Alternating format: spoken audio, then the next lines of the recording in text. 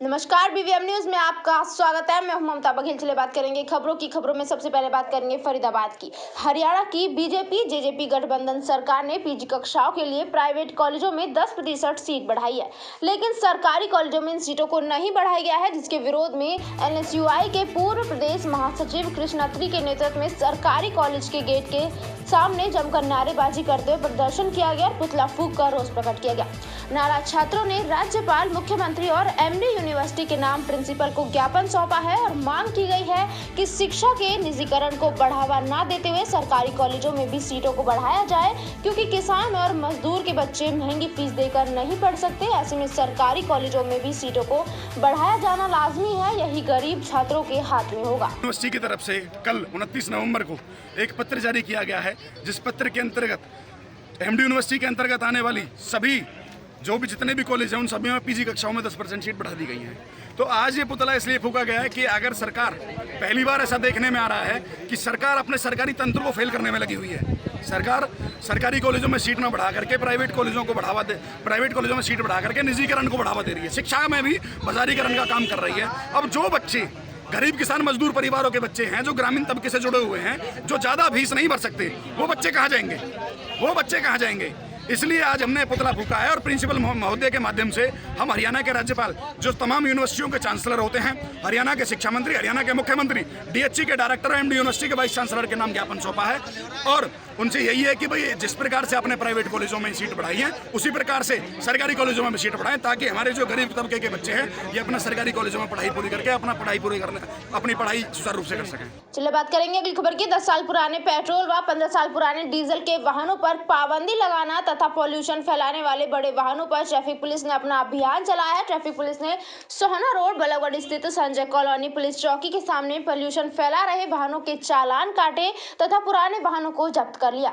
जब्त किए गए वाहनों की कुल संख्या करीब 30 बताई जा रही है। बल्लभगढ़ में सोहना रोड संजय कॉलोनी पुलिस चौकी पॉइंट में ट्रैफिक के जवान 10 साल पुराने पेट्रोल और 15 साल पुराने डीजल के वाहनों तथा प्रदूषण फैलाने वाले वाहनों के चालान काट रहे हैं।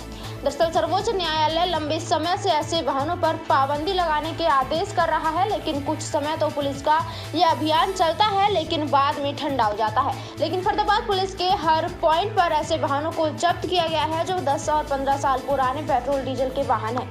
चालान काट रहे विजय कुमार सब इंस्पेक्टर की माने तो प्रदूषण फैलाने वाले वाहन जिनमें ट्रैक्टर, बस इत्यादि शामिल हैं, उनके चालान काटे जा रहे हैं और जो वाहन 10 साल पुराने पेट्रोल तथा 15 साल पुराने डीजल के हैं उन्हें भी जब्त किया जा रहा है। सर, अभियान चलाया हुआ है, किस चीज़ का अभियान है और किसके द्वारा चलाया गया है? सर ऐसा है, ये चालान हो रहे हैं जो एक तो एनजीटीसी के तहत 10 साला डीजल, पेट्रोल 15 साला, इनके चालान किए जा रहे हैं। एक पॉल्यूशन के जिन ट्रैक्टर, ट्रॉली, ट्रक, डंपर जिन पर तिरपाल नहीं है उनका चालान किए जा रहे हैं। और एक अभियान जो अब धुंध शुरू हुई है, इनमें गाड़ियों में रिफ्लेक्टर टेप लगा रहे हैं जिससे कोई एक्सीडेंट ना हो, कोई दुर्घटना ना हो सके। सर्दियाँ आने के लिए हैं कि सर्दियों में एक्सीडेंट की घटनाएं ज़्यादा बढ़ती हैं जी, किस प्रकार रोक लगेगी, उसके लिए क्या कदम? धुंध बहुत ज़्यादा होने के कारण तो फॉग लाइट जलाते हैं और इस पर रिफ्लेक्टर हम जो लगा रहे हैं और लोगों को जागरूक भी कर रहे हैं कि कौन से वाहन हैं जिन पर रिफ्लेक्टर टेप लगाई जा रही है? ये जितने भी हैं आपके सामने हम लगा रहे थे। स्कूलों की बसें हैं, कॉमर्शियल गाड़ियाँ हैं, कार है, जीप हैं, ऑटो है, इन सभी पर हम रिफ्लेक्टर टेप लगा रहे हैं। तो क्या लोगों को कुछ समझाया भी जा रहा है कि भाई सर्दी है, रूल फॉलो करें, तो कुछ लोग बिना रूल के चलते सर्दी? जी, हम लोगों को समझा भी रहे हैं, जैसे अब धुंध के दौरान कि भाई आप उचित दूरी पे चलें, बना के रखें धुंध के दौरान, और स्पीड में गाड़ी ना चलाएं, लाइट से प्रयोग करके चलें, रिफ्लेक्टर टेप सभी लगाएं। तो और जो हम यहाँ पे चालान भी कर रहे हैं, जैसे बिना हेलमेट के हैं, बिना रॉन्ग साइड भी आ रहे हैं, इस तरह के चालान हम यहाँ कर रहे हैं, लोगों को समझाते भी हैं। किसके आदेश द्वारा ये आदेश माननीय हमारे सीपी साहब के आदेश हैं और माननीय डीसीपी ट्रैफिक के आदेश हैं, माननीय एसीपी साहब, एसएचओ साहब ट्रैफिक, इनके आदेश अनुसार हम कार्य कर रहे हैं। समय समय पे अभियान चल रहा है? समय समय पे अभियान जिस तरह के आते हैं। चलिए मैं रुक करेंगे अगली खबर का। तिगांव विधानसभा के गांव बड़ौली चंदीला के स्कूल को अपग्रेड कराने के उपलक्ष्य में ग्राम वासियों ने विधायक राजेश नागर के निवास स्थान पर पहुंचकर गुलदस्ता देकर व मिठाई खिलाकर धन्यवाद किया। इस मौके पर ग्राम वासियों ने बताया कि बड़ौली चंदीला का स्कूल करीब 100 साल पुराना स्कूल है और आज तक ये स्कूल केवल 10वीं तक ही सीमित रहा है, लेकिन तिगांव विधायक राजेश नागर के सहयोग से आज स्कूल अपग्रेड हुआ है, जिससे ग्रामवासी और बच्चों में काफी खुशी का माहौल देखने को मिला है। इसलिए आज हम विधायक को तहे दिल से धन्यवाद करते हैं जो उन्होंने इस तरह का ऐतिहासिक कदम लिया है। इस मौके पर विधायक राजेश नागर ने बताया कि शिक्षा का क्षेत्र में हमारी सरकार लगातार प्रयासरत है और बड़ौली चंदीला स्कूल को अपग्रेड कराना सरकार का सराहनीय कदम है। मंडल उपाध्यक्ष हूँ और हमारी एक मांग रही थी पिछले 20 से 25 वर्षों से कि हमारे गांव की जनसंख्या बढ़ गई थी, लेकिन जो स्कूल है वो 10वीं क्लास तक ही था, तो उसको लेकर हम संघर्ष थे, लेकिन वो हो नहीं पा रहा था।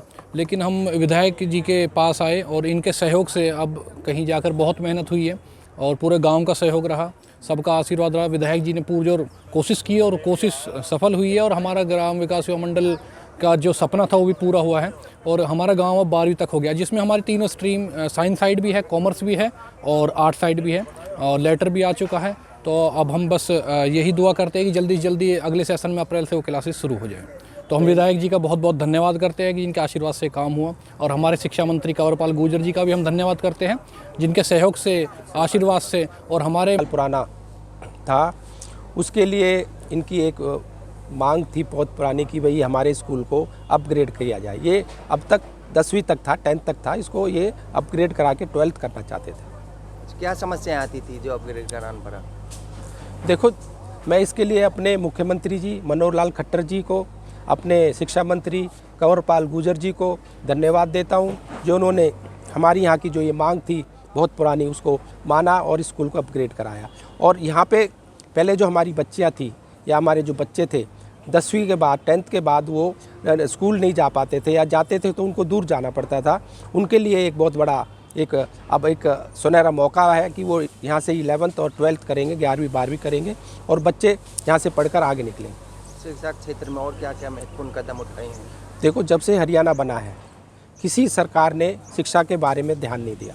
हमारी सरकार ने बनते ही हमारे जो जितने भी हमारे सरकारी स्कूल हैं उसमें हर विधानसभा वाइज एक 2 स्कूल CBSE पैटर्न पर इंग्लिश मीडियम स्कूल बनाए हैं और आगे और भी बनाए जाएंगे।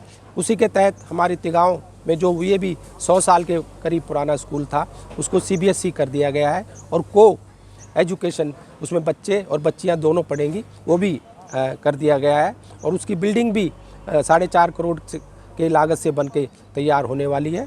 और इसी तरह से एक हमारा घरौड़ा का स्कूल था जो जमुना के आसपास के इलाकों में जो एक बहुत। चलिए भी बात करेंगे अगली खबर की। भारत सरकार के आवासन और शहरी कार्य राज्य मंत्री कौशल किशोर ने कहा कि प्रधानमंत्री नरेंद्र मोदी ने कृषि कानून रद्द कर दिया है और अब लोकसभा राज्यसभा में भी पास हो गया है, मगर विपक्ष फिर भी इसे लेकर राजनीति कर रहा है। जब किसानों ने इस कानून को रद्द करने को लेकर मिठाइयां बांटी और जश्न मनाया तो अभी विपक्ष क्यों अड़ंगा डाल रहा है? ये सब विपक्ष की साजिश है। कुरुक्षेत्र में पहुंचे केंद्रीय राज्य मंत्री कौशल किशोर ने कृषि कानून रद्द किए जाने पर कहा कि किसान जश्न मना रहा है और किसान को पूरी तरह से खुशी हुई है कि कृषि कानून बिल वापस हो चुके हैं। और देश के प्रधानमंत्री नरेंद्र मोदी ने एक योजना शुरू की थी, इसमें कहा गया था कि सभी जरूरतमंद लोगों के पास अपना घर हो और उसमें बिजली पानी सहित तमाम सुविधाएं भी हों। इस पर सरकार बड़ी तेजी से काम भी कर रही है। भारत सरकार के आवासन और शहरी कार्य राज्य मंत्री कौशल किशोर ने कहा कि आगामी 15 दिसंबर को आजादी के अमृत महोत्सव के अंतर्गत लौह पुरुष सरदार वल्लभ भाई पटेल की पुण्यतिथि के अवसर पर पूरे देश में नशा मुक्त समाज बनाने के कार्यक्रम आयोजित किए जाएंगे। इस कार्यक्रम में उत्तर प्रदेश के फतेहपुर जनपद में करीब 4 लाख लोग एक साथ नशा मुक्त समाज आंदोलन अभियान कौशल के तहत नशा न करने का संकल्प लेंगे। उसके लिए अलग अलग प्रदेश भी नशा मुक्त होने चाहिए। उसी के तहत आज यहाँ पर मैं आया हूँ और आगामी 15 दिसंबर को सरदार वल्लभ भाई पटेल जी की पुण्यतिथि है।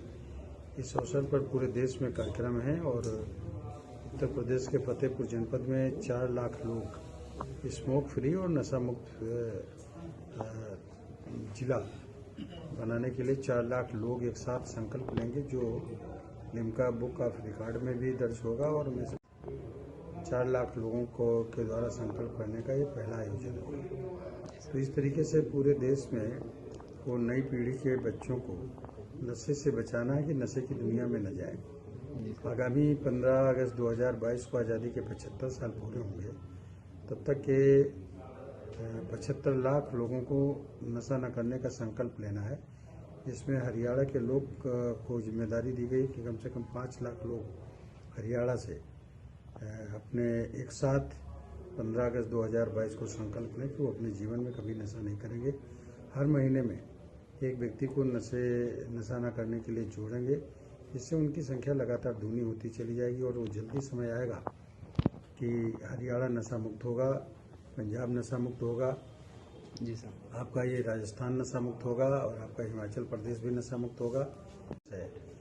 नशा और ड्रग्स भेज करके यहाँ के नौजवानों को बर्बाद करने का उसकी साजिश को हम लोग कामयाब नहीं होने देंगे और हरियाणा के नौजवान इसमें अग्रणी भूमिका निभाएंगे। जो भी टीम के में जुड़े हुए हैं सब लोग एक टीम वर्क में काम करने का काम कर रहे हैं, मैं उनका आभार भी व्यक्त करता हूँ।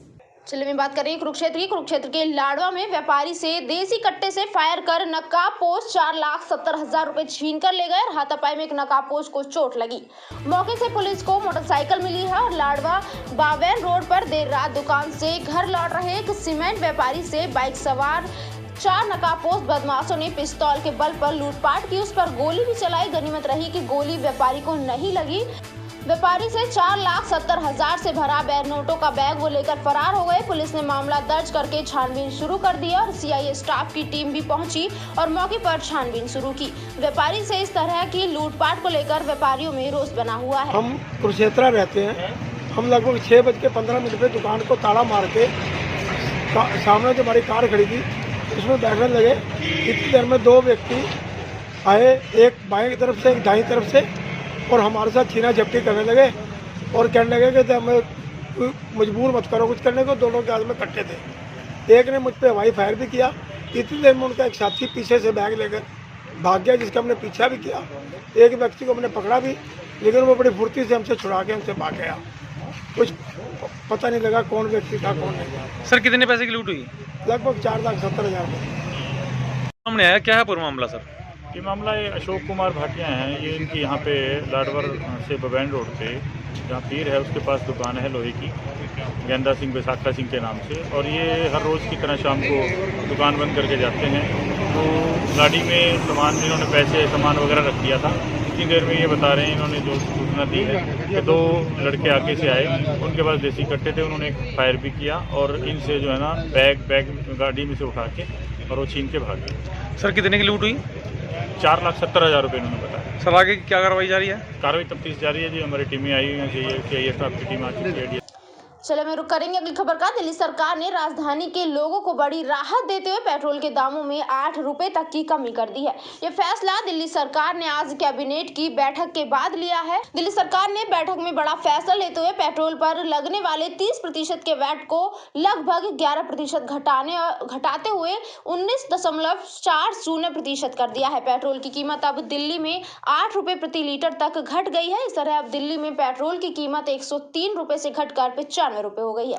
पेट्रोल के घटे हुए दाम आज आधी रात से लागू होंगे। दिल्ली में बीते 27 दिन से कीमत नहीं बदली थी। इससे पहले केजरीवाल सरकार ने 4 नवंबर को पेट्रोल और डीजल पर लगने वाली एक्साइज ड्यूटी में कटौती की थी, जिससे रिकॉर्ड स्तर पर पहुंचे पेट्रोल डीजल की कीमतों में कुछ कमी आई थी। इसी के साथ ही अब दिल्ली में पेट्रोल की कीमतें एनसीआर के शहरों के बराबर हो जाएंगी।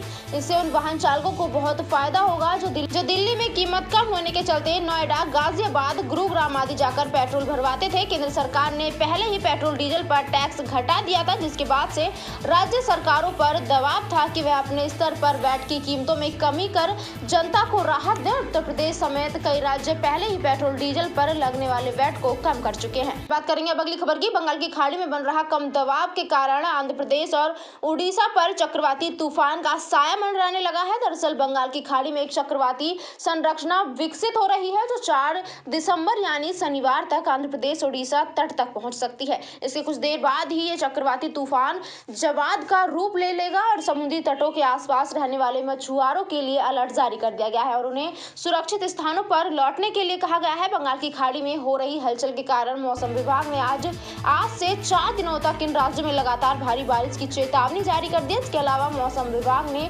मुंबई में भी भारी बारिश की चेतावनी जारी की है। मौसम विभाग ने जानकारी देते हुए बताया कि थाईलैंड और उसके आसपास के क्षेत्रों में बुधवार सुबह 8:30 बजे कम दबाव का क्षेत्र बना हुआ है। इस दबाव क्षेत्र के अगले 12 घंटों में अंडमान सागर तक पहुंचने की संभावना है। इसके बाद ये पश्चिम उत्तर पश्चिम की ओर बढ़ते हुए 2 दिसंबर तक दक्षिण पूर्व तथा पास के बंगाल की खाड़ी के मध्य भाग में पहुंच सकता है। इसके बाद 4 दिसंबर शनिवार की सुबह उत्तरी आंध्र प्रदेश उड़ीसा के तटवर्ती क्षेत्रों से टकराने की संभावना है। BVM न्यूज में फिलहाल के लिए इतना ही। बने रहिए हमारे साथ, देखते रहिए BVM न्यूज। नमस्कार।